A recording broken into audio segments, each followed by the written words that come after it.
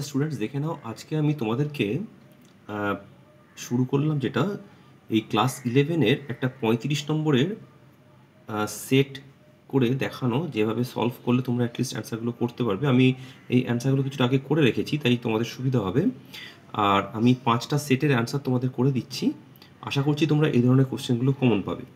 যে সবচেয়ে প্রথমে দেখো যে কোশ্চেনটা দিয়েছে, একটি যৌগের স্থূল সংকেত যদি C3H4O হয়, তাহলে তার আণবিক ভর যদি 168 হয়, তাহলে এর আণবিক সংকেত কত হতে পারে। তা দেখো এখান থেকে যদি আমরা এই আণবিক ভরকে এর সঙ্গে যদি এটা পুরো ক্যালকুলেট করি, 12, তারপর ধরো 3 × 36, আর 4 × 40, আর এখানে যদি অক্সিজেনটা সুযোগ করি, তাহলে দেখো 56 করে নিয়ে এন করে দেখো এনের ভ্যালুটা মোটামুটিভাবে তোমার এখানে যদি ধরো 3 আসে, তাহলে দেখো এখান থেকে তাহলে দেখবে যে এটা C9H12O3 আসছে। সেটা ক্যালকুলেট করলে তার এর অ্যান্সারটা ডি হবে। ঠিক এরকমইভাবে যদি এখান থেকে আপেক্ষিক তাপের এই ক্লোরাইড যৌগের অঙ্কটা আমরা করি, তাহলে দেখতে পারবে এখান থেকে যেটা আসছে, ধরো এই যে কোশ্চেনটা এখান থেকে, তাহলে তোমাদের এই যে বি এর আনসারটা, ধাতব ক্লোরাইডের সংকেত দেওয়া থাকলে আপেক্ষিক তাপ যে 6.4 জিএসপি যদি এটা দিয়ে ভাগ করি, তাহলে 96% ক্লোরিনের যদি অঙ্কটা যেটা আমরা করবো পুরোটা, তাহলে যদি পুরো অঙ্কটা করে দেখাই তোমাদের এখান থেকে ক্যালকুলেশন করলে, তাহলে দেখতে পারবে এখান থেকে যে মানে এটা পুরো সিস্টেমটা যদি সলভ করি আমরা, দেখা যাবে যে ওর যোজ্যতা ক্লোরিনের ক্ষেত্রে 1 এবং এই মেটালের ক্ষেত্রে যোজ্যতাটা 2 আসবে। তখন আমরা ক্যালকুলেশন করে আমরা এটা পাবো হচ্ছে বি। ঠিক আছে। আচ্ছা, এরপরে দেখো 3 নম্বর যে কোশ্চেনটা দিয়েছে, এখানে দুটো স্তম্ভকে মেলানোর কথা বলা হয়েছে। 3 নম্বর কোশ্চেনে যে স্তম্ভটা মেলানোর কথা বলা হয়েছে, এখানে দেখো এই যে এগুলো দিয়ে দিয়েছে, তার সাথে কোনটা কত মোল করে ব্যবহার করলে আমরা ইউজ করতে পারি। দেখো তা এখানে তুমি দেখো মোটামুটিভাবে একটা জিনিস খেয়াল করে, এই যে এই 27 গ্রাম অ্যালুমিনিয়াম, এটা হচ্ছে আমাদের 1 মোল, তাই তো, 27টা 1 মোল হিসাব করে। সোডিয়ামটা দেখো তাহলে 2 মোল আছে। তাহলে এইভাবে ক্যালকুলেশন যদি করতে থাকে, দেখো 4-এর সাথে সি, আর খেয়াল করে দেখো তাহলে তোমার 3-এর সাথে এই সরি 3-এর সাথে এ, তাহলে এগুলো দেখলে তোমার মোটামুটিভাবে দেখো এই 2-এর সাথে এ, তাহলে 4-এর সাথে সি, 2-এর সাথে এ, এটা হিসাব করে দেখলে দেখো বাকিগুলো এখানে 4-এর সাথে সি, 2-এর সাথে এ আর কেউ নেই, শুধু একমাত্র সিটাই আছে। বাকিগুলো 4-এর সাথে এগুলো বি হয়ে যাচ্ছে, এটা আউট। তাহলে এখানে অ্যান্সারটা এ ও অ্যান্সারটা সি হবে। এভাবে মোটামুটি ক্যালকুলেশনগুলো তোমরা করে নিতে পারবে, খুব একটা প্রবলেমেটিক হবে না। কোশ্চেন এই স্ট্যান্ডার্ডই আসা উচিত। এবার দেখো 4 নম্বর কোশ্চেন যেটা দিয়েছে, একটি কোনো দুটো পটাশিয়াম, 4টে লিথিয়াম, 4টে দুটো কেতে 8টা এল এবং 2টো এম ইলেকট্রন আছে, তাহলে সেটা কী হবে। তাহলে মোট দেখো 8 দিয়ে 16 দিয়ে 18টা, তাহলে সেখানে মোট উপশক্তি সংখ্যা যদি পি ইলেকট্রনের সংখ্যা যেটা হবে, যদি এখানে আমরা এটাকে ভাগ করে নিই, তাহলে দেখো যে 1:2:2 করে যদি ভাগ করি, মোট পি ইলেকট্রনের সংখ্যা যেটা বাড়াবে দেখো 18টা। তো তাহলে 1:2, 18 মানে কত, 1:2:2p6, 3:3p6, তাই তো। তাহলে এখানে দেখো উপশক্তি, এই দেখো প্রোটন সংখ্যা মুখ্য কোয়ান্টাম সংখ্যা, এবং যদি এভাবে ভাগ করি, তাহলে দেখো এটা একটা জিনিস পরিষ্কার, দেখো প্রোটন সংখ্যাটা তো তোমার এখানে 8 2 10 দিয়ে 12টা পাচ্ছি। তাহলে 12টা পাওয়া মানে 1:2, 2:2, 2p6, 10টা, তারপর 3:2। তাহলে দেখো এখানে যে হিসাবটা দাঁড়াবে তোমার, এখানটায় মোট ক্যালকুলেশনটা যদি করি আমরা, তাহলে এখান থেকে ক্যালকুলেশন করলে আমাদের এই যে 4-এর যে উত্তরটা, সেটা দেখো দেখা যাচ্ছে এই এটা আসবে। ঠিক আছে। আচ্ছা, এবার 5-এর দেখো, একাধিক ইলেকট্রন বিশিষ্ট একটি পরমাণুর একটি কক্ষকে অবস্থিত ইলেকট্রন শক্তি নির্ভর করে। এটা অবশ্যই দেখো যে 5-এর যে উত্তরটা, সেটা হবে হচ্ছে এই যে বি, কেবলমাত্র মুখ্য ও গৌণ কোয়ান্টাম সংখ্যার ওপরে। আমি এগুলো সলভ করে রেখেছি, তাই তোমাদের সুবিধা হচ্ছে করতে, হলে কিন্তু অনেকটা ভিডিওটা লেন্দি হয়ে যাবে, আমি অত ভিডিও লেন্দি করতে চাইছি না। আচ্ছা, এরপর চলে এসো, আমরা চলে আসছি 6 নম্বর কোশ্চেনে। 6 নম্বর কোশ্চেনে দেখো এখানে কি দিয়েছে, যে এই যে দুটো স্তম্ভ দেখো এখানে রয়েছে, এই স্তম্ভগুলো যদি আমরা মেলানোর চেষ্টা করি 6 নম্বর কোশ্চেনে, তাহলে দেখো এখানে আমাদের দেখবি তুমি এই যে কোবাল্ট +2 ক্যালকুলেশন করতে করে দেখবে, এর সাথে এর অযুগ্ম ইলেকট্রন সংখ্যা হচ্ছে তোমার দেখা যাবে হচ্ছে অ্যাকচুয়ালি এই 3টে। ঠিক আছে? আচ্ছা, আর দেখবে এই 4 নম্বর যেটা আছে টাইটেনিয়াম, এর অযুগ্মমূলক সংখ্যা একটা। তাহলে এগুলো ডায়াম্যাগনেটিক প্যারাম্যাগনেটিক হিসাব করে দেখবে এখান থেকে তোমাদের এই 6 এর সি অ্যান্সারটা আছে। আমি অ্যান্সারটা করে দিচ্ছি তোমাদেরকে সলভ করে, তোমরা উত্তরটা ভালো করে মিলিয়ে নাও। ঠিক আছে? এগুলো বুঝতে পারবে কিভাবে উত্তরগুলো করতে হবে। আচ্ছা, এরপর দেখো 7 এর কোশ্চেনটা পরমাণুর গঠন প্রতিষ্ঠার ক্ষেত্রে সেই সময় প্রস্তাবিত নিম্নলিখিত পরমাণুগুলির মডেল ক্রমানুসারে সাজাও। তাহলে দেখো এখানে যদি মডেলটা ক্রমানুসারে পরপর সাজানোর চেষ্টা করি আমরা, তাহলে 7 এর দেখো এখান থেকে যে জিনিসটা আসছে, দেখো সবচেয়ে প্রথমে হচ্ছে আমাদের এই যে 3 নম্বর থমসনের পরমাণু মডেল, তারপর হচ্ছে গিয়ে রাদারফোর্ড, তারপরে হচ্ছে আমাদের বোর, এবং লাস্ট হচ্ছে সোমারফিল্ড। তাহলে সেই হিসেবে এখানে অ্যান্সারটা হবে সি। ঠিক আছে? আচ্ছা, 8 নম্বর কোশ্চেনটা দেখো কি দিয়েছে, নিম্নলিখিত কোনটি সঠিক নয়। তা সঠিক নয় যেটা দেখো এখানে যেটা দেওয়া আছে, এই যে এটা যদি বাইরে এক্স, এটা ভেতরে ওয়াই, এটা জেড হয়, এই যে X plus Y by two জেডের সাথে সমান হবে, এটাই একেবারে সঠিক নয়। আর বাদ বাকি সবটাই সঠিক করা আছে, কারণ এক্স ওয়াই পরস্পর বিপরীত দিকে কুলম্বী আকর্ষণ, অপকেন্দ্র বল, অভিকেন্দ্র বল, এগুলো সব ঠিক আছে জেড ইলেকট্রনিক গতি, কিন্তু এটা কখনোই ঠিক নয়। ঠিক আছে? ভালো করে দেখে নাও। আচ্ছা, এরপর দেখো 9 নম্বর কোশ্চেন যেটা দিয়েছি, এখানে দেওয়া আছে হাইড্রোজেন পরমাণু কক্ষে একটিমাত্র ইলেকট্রন থাকলেও বর্ণালীতে অনেকগুলি রেখা পাওয়া যায়, এবং এর সাথে দিয়েছে হাইড্রোজেন পরমাণুর মধ্যে একাধিক শক্তিস্তর থাকে। এটা একটা অ্যাসারশন রিজনিং টাইপের কোশ্চেন। এখানে কোনটা ঠিক কোনটা ভুল তোমাদের রিজন ঠিক করতে হবে। তবে এটা তোমাদের আমি বলেই দিই, এই যে 9 নম্বর কোশ্চেনটা দিয়েছে, এখানে দেখো এদের এই যে অ্যাসারশন এবং রিজন উভয় সঠিক। ঠিক আছে? তাহলে এখানে অ্যান্সারটা আমাদের এ হবে। আচ্ছা, 10 নম্বর কোশ্চেনটা দেখো এরপর কি দিয়েছে। এই যে 10 নম্বর যে কোশ্চেনটা দেওয়া রয়েছে, এখানে বলেছে যে একটি মৌলের ইলেকট্রন বিন্যাস দেখো দেওয়া রয়েছে, মৌলটি আধুনিক পর্যায় সারণী কোন শ্রেণীতে অবস্থিত। দেখো একটা পরিষ্কার জিনিস, যেহেতু লাস্টে দেখো এখানে তুমি খেয়াল করে, এই যে দেখো খেয়াল করে 3d3 4s2 এই জায়গাটা আসছে আমাদের, তাহলে এইখানে এই মোট এই পর্যন্ত আমাদের যেটা হিসাব করা আছে, দেখো এই 3d6 পর্যন্ত যেটা করা আছে, 3p6 পর্যন্ত এই অবধি হচ্ছে আমাদের আর্গন। তাহলে আর্গন হচ্ছে 18, তারপরে দেখো আরও মোট 5টা ইলেকট্রনে গিয়েছে। তাহলে আর্গনের পরে আরও মোট 5টা ইলেকট্রন গেলে তাহলে শ্রেণীটা অবশ্যই হবে 5 নম্বর শ্রেণীতে অবস্থিত। ঠিক আছে? আচ্ছা, ষষ্ঠ এবং সপ্তম শ্রেণীর এ ব্লক মৌলগুলো যথাক্রমে ড্যাশ ও ড্যাশ বলা হয়। ঠিক আছে? তাহলে এরা হচ্ছে ল্যান্থানাইট ও অ্যাক্টিনাইট। ঠিক আছে? আচ্ছা, 12 নম্বরে দেখো আবার একটা অ্যাসারশন রিজনিং, বিবৃতি 1 বিবৃতি 2 দিয়ে দিয়েছে। সি এন ও এদের আয়নন বিভব যথাক্রমে হবে এন গ্রেটার দেন ও গ্রেটার দেন সি। আর বিবৃতিটা দিয়েছে পটাশিয়ামের চেয়ে কপারের আয়নন বিভবের মান বেশি হয়। এবার এই দুটোর মধ্যে আমাদের কম্প্যারিজন করে কোশ্চেন দেওয়া রয়েছে। তাহলে এখানে এই দুটো যখন কম্পেয়ার করে কোশ্চেন দিচ্ছে, তখন আমাদের দেখতে হবে দুটোর মধ্যে কোনটা ঠিক। তবে দেখো এই আয়নন বিভবের ক্রমটা যেমন ঠিক আছে, তেমনি পটাশিয়ামের চেয়ে কপারের আয়নন বিভবের মানটা বেশি হয়, এটাও কিন্তু মোটামুটি ঠিকই আছে। তাহলে এখানে আমাদের বিবৃতি 1 2 উভয় সঠিক, এটা ঠিকই আছে। তারপরে দেখো দিয়েছে 13 নম্বর কোশ্চেনে স্ক্যান্ডিয়াম মৌলটি ডি ব্লকে অবস্থিত, আর স্ক্যান্ডিয়ামের শেষ 21তম ইলেকট্রনটি থ্রি ডি কক্ষে প্রবেশ করে। ঠিক আছে? তাহলে এখানে দেখো এই যে 13 নম্বর কোশ্চেনটারও এটারও অ্যাসানসাস রিজন দুটোই ঠিক আছে, এটারও এ অ্যান্সারটা হবে 13 নম্বরের। আচ্ছা, 14 নম্বরের কোশ্চেন দেখো দিয়েছে একটি দ্বিপরমাণু অণুর প্রধান কক্ষ জেড এবং পারমাণবিক কক্ষ পি এক্স হোল এবং পি ওয়াই অভিলোপনের কোন নিচের আণবিক কক্ষটি উৎপন্ন হবে। ভালো করে দেখো, দ্বিপরমাণু অণুর প্রধান কক্ষ যদি জেড হয়, তাহলে পারমাণবিক কক্ষ পি এক্স আর পি ওয়াই অভিলোপন যদি হয়, তাহলে এখানে একটা সমস্যার জায়গা রয়েছে। এক্ষেত্রে অ্যাকচুয়ালি এটা ফেজটা চেঞ্জ হয়ে যায়, সেই জন্য কোনো রকম বন্ধন উৎপন্নই হবে না। ঠিক আছে? ভালো করে দেখে রাখো। আচ্ছা, 15 নম্বর কোশ্চেনটা দেখো দিয়েছে ক্ষার ধাতুর হ্যালাইডগুলি গলনাঙ্কের সঠিক ঊর্ধ্বক্রমটি কী হবে।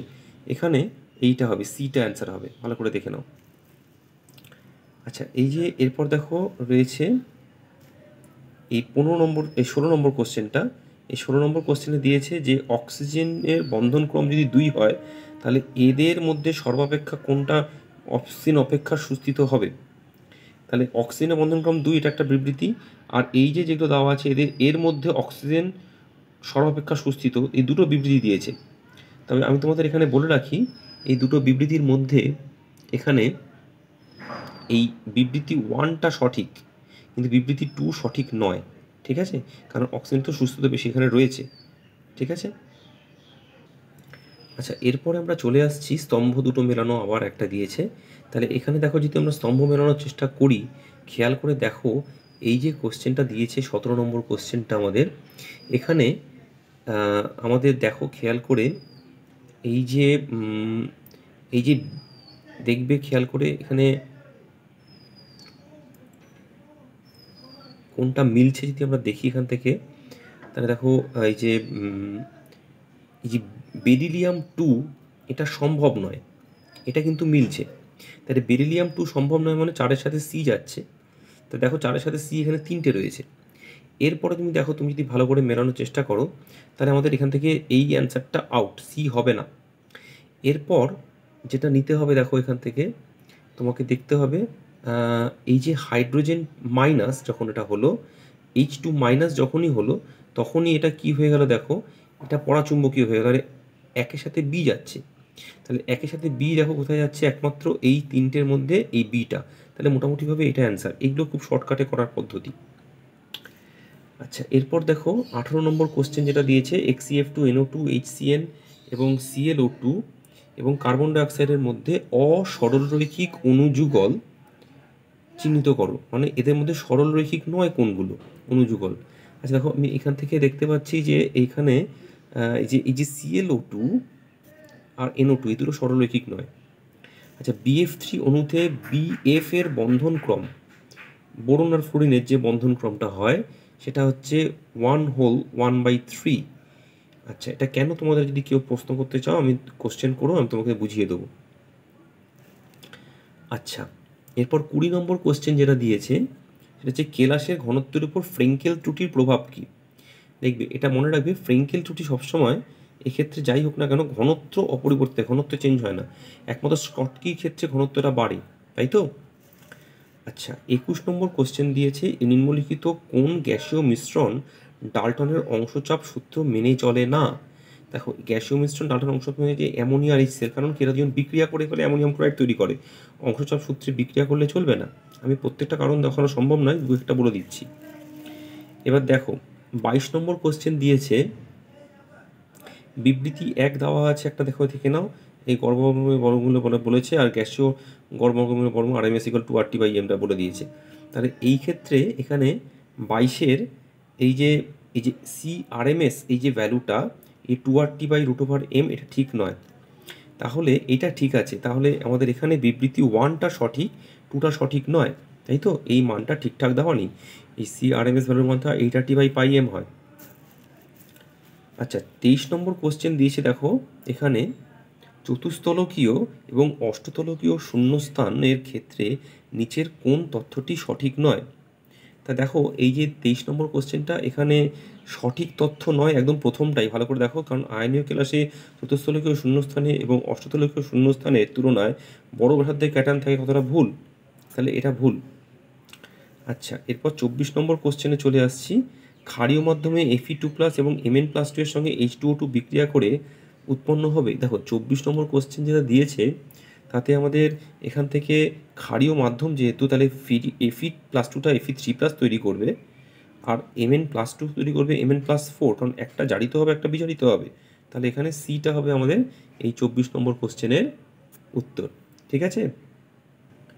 আচ্ছা, এরপর দেখো যেটা দিয়েছে এখানে, সেটা হচ্ছে 25 নম্বর কোশ্চেনে, জলীয় দ্রবণের নিচের আয়নটি তড়িৎ পরিবাহিতা সর্বাধিক। তা তড়িৎ পরিবাহিতা সর্বাধিক হতে গেলে যেটা হতে হয় সেটা হচ্ছে এখানে তার এই দেখো সবচেয়ে এই যে পটাশিয়ামটা। আচ্ছা, তারপরে হচ্ছে হাইড্রোজেন পারঅক্সাইডের প্রস্তুতি নিচে ধাপগুলো দেওয়া হলো, পরপর সাজাও। এইটাও খুব ডেঞ্জারাস কোশ্চেন, খুব ভালো করে দেখতে হবে, তবে খুব সহজভাবেই দেওয়া থাকে। তোমরা যদি খেয়াল করে দেখো এই 26 নম্বর কোশ্চেনটার এখানে যেটা উত্তরটা হবে সেটা হচ্ছে, দেখো পরপর যদি আমরা ঠিক করে মেলাই, দেখো এই যে সিটা হবে, দেখো, কারণ দেখো সবচেয়ে প্রথমে বেরিয়াম পারঅক্সাইড জল যোগ করা হয়, তারপরে দেখো শীতল করে লেই দেওয়া হয়, তারপরে দেখো এই যে দ্রবণটি সামান্য আম্লিক থাকাকালীন বেরিয়াম পারঅক্সাইড লেই ঢালা বন্ধ করা হয়, তারপরে হচ্ছে গিয়ে এই যে বিক্রিয় অদ্রব্য সোডিয়াম বিরিয়াম সালফেট উৎপন্ন সাদা প্রলম্বন পাওয়া যায়, এবং সবচেয়ে শেষ হচ্ছে কি উৎপন্ন প্রলম্বন ফিল্টার করে বিরিয়াম সালফেট পৃথক করলে হাইড্রোজেন পারঅক্সাইড লঘু দ্রবণ পাওয়া যায়। এটা খুব সহজ কোশ্চেন দেয়, এটা ভালো করে তৈরি করবে এই ধরনের প্রশ্নগুলো। এরপর দেখো 27 নম্বর কোশ্চেনে আরেকটা অ্যাসারশন টাইপ কোশ্চেন দিয়েছে। দেখো এখানে বলেছে যে হাইড্রোজেন পারঅক্সাইড এবং সোডিয়াম কার্বনেটকে বিয়োজিত করে কার্বন ডাইঅক্সাইড উৎপন্ন করে। আর সেকেন্ড রিজনটা দিয়েছে H2O2-তে দুটি প্রোটন থাকায় এটি একটি তীব্র অ্যাসিড। তা 27 নম্বরের এই কোশ্চেনটার মধ্যে দেখো আমাদের যে ABCD অপশানগুলো দেওয়া রয়েছে তার মধ্যে আমরা দেখতে পাচ্ছি যে দুটা তীব্র অ্যাসিড হতে পারে না, সুতরাং অ্যাসারশন এটা সঠিক কিন্তু রিজনটা ভুল দেওয়া রয়েছে। আচ্ছা, এরপর দেখো আমাদের 28 নম্বর কোশ্চেন দিয়েছে যে পটাশিয়াম ফেরিসায়ানাইডকে KOH দিয়ে বিক্রিয়া করলে এই এটা কী হবে যাতে পটাশিয়াম ফেরোসায়ানাইড, হাইড্রোজেন পারঅক্সাইড ও অক্সিজেন উৎপন্ন হয়। তাহলে এই যে এই 28 নম্বর কোশ্চেনে আমাদের অপশানটা হবে হচ্ছে বি, হাইড্রোজেন পারঅক্সাইড। ঠিক আছে। আচ্ছা, এরপর দেখো এই যে অনুচ্ছেদ 29 থেকে 32 আমরা যেটা এখানে করেছি, এখানে যে পরপর যে কটা কোশ্চেন আমরা করব খুব ভালো করে দেখো। এখানে এই যে অপশানটা দেওয়া রয়েছে এখানে আমাদের এখান থেকে কোশ্চেনগুলো ভালো করে দেখতে হবে। দেখো এই যে ক্ষারীয় দ্রবণ দিয়ে দিয়েছে, তার মধ্যে একটা সাদা কঠিন পদার্থ যা যা দেওয়া আছে। তা দেখো এখান থেকে আমরা বার করতে গেলে দেখতে পারবো এই যে এটা কি, যাতে সাদা কঠিন পদার্থ যাকে সালফিউরিক অ্যাসিড দিলে ঠান্ডা অবস্থায় সাদা কঠিন পদার্থ, আমরা জল দিলে ক্ষারীয় দ্রবণ তৈরি হয়। এই যে এখানে এইটা হচ্ছে কি আমাদের সোডিয়াম, এই যে Na2B4O7 আমাদের বোরাক্স। ঠিক আছে, 29 নম্বরটা। আচ্ছা, 30-এর বিটা দেখো এই যে হিট করার পর সাদা স্বচ্ছ গুটি তৈরি হয়ে যাচ্ছে, এই বিটাও হচ্ছে গিয়ে এই বোরাক্সকে হিট করতে করতে আস্তে আস্তে B2O3 বোরন ট্রাইঅক্সাইড তৈরি করে, এটা B2O3 বি। এবার খেয়াল করে দেখো এই এতে কপার দিলে যে সবুজ বর্ণের যে গুটি তৈরি হয়, তাহলে B2O3-র সাথে সবুজ বর্ণের যে গুটি তৈরি হচ্ছে এই সি, আর তার যেটা বিয়ারন সিংহা লাল বর্ণের গুটি দেখাচ্ছে ডি।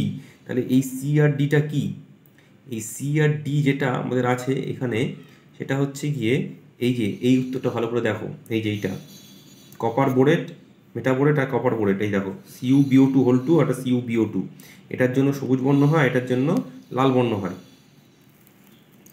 আচ্ছা, এরপর দেখো 32 নম্বর বলছে ই সম্পর্কে সঠিক বিবৃতিটা হলো, ইটা কি।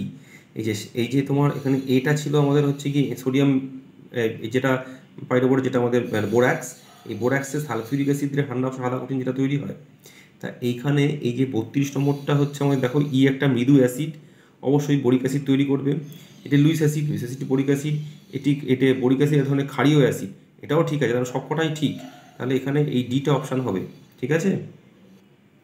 আচ্ছা, এরপর চলে এসো আমরা 33 নম্বর প্রশ্নে চলে আসছি। 33 নম্বর প্রশ্ন দেখো এখানে একটা স্তম্ভ এ আর বি মেলানোর কথা বলেছে। তা দেখো এখানে দিয়েছে সেটা হচ্ছে গিয়ে ডাইবোরেন, গ্যালিয়াম, বোরাক্স আর অ্যালুমিনোসিলিকেট। তার সঙ্গে দেখো এখানে এদের কিছু কিছু ব্যবহার আর কিছু বন্ধনের ব্যাপার বলে দিয়েছে। তা ডাইবোরেনে যে ব্যানানা বন্ধন থাকে এটা আমরা সবাই জানি, তাহলে একের সাথে এখানে যে বিটা যাবে সেটা আমরা দেখে বুঝতেই পারছি। তাহলে একের সাথে বি দেখো এখানে আছে আর কোথাও নেই, তাহলে একদম চোখ বুঝে তোমার অ্যান্সার এটা হবে, তুমি বুঝিয়ে দাও, বাকিগুলো দেখার দরকার হবে না। ঠিক আছে, তাহলে আমাদের এখানে অপশানটা বি হবে। আচ্ছা, 34 নম্বর কোশ্চেনে ওয়াটার গ্যাস থেকে কার্বন ডাইঅক্সাইড পৃথক করার জন্য K2CO3 দ্বারা শোষণ করে দ্রবণ তৈরি করা হয়। এক্ষেত্রে সোডিয়াম কার্বনেটকে ব্যবহার করা হয় না, কারণটা কি? সোডিয়াম কার্বনেটকে ব্যবহার করা হয় না, এর পিছনে কারণটা কি? এর পিছনে প্রধান কারণটা হচ্ছে যে বিক্রিয়া উৎপন্ন সোডিয়াম বাইকার্বনেটের তুলনায় পটাশিয়াম বাইকার্বনেট অধিক দ্রাব্য, এটাই প্রধান কারণ। এটা বেশি দ্রাব্য হলে ব্যবহার করা হয় না। আচ্ছা, এবার সবচেয়ে শেষ প্রশ্ন আমাদের আজকের এই সেট 1 সাজেশনের, সেটা হচ্ছে গ্রুপ 13-র অন্য কোনো মৌলের তুলনায় বোরনের অস্বাভাবিক আচরণের কারণটা কি? এটাতে একটা খুব সুন্দর কোশ্চেন দেখো, এই যে পুরো জিনিসটাই পুরো একদম এক লাইনে প্রথমে লেখা আছে, ক্ষুদ্র আকার, দ্বিকক্ষক অনুপস্থিতি এবং উচ্চ আয়নন ক্ষমতা। এটা কিন্তু বারবার করে বলা হয় তোমার বোরনের ক্ষেত্রে, বেরিলিয়ামের ক্ষেত্রে এই লেখাটা কিন্তু চলবে। তাহলে এই আমাদের প্রথম সেটটা সম্পূর্ণ সমাধান হয়ে গেল। এরপর তোমাদেরকে আমি আস্তে আস্তে আরও 4টে সেটের সমাধান করে দেবো। সবাই ভালো থেকো।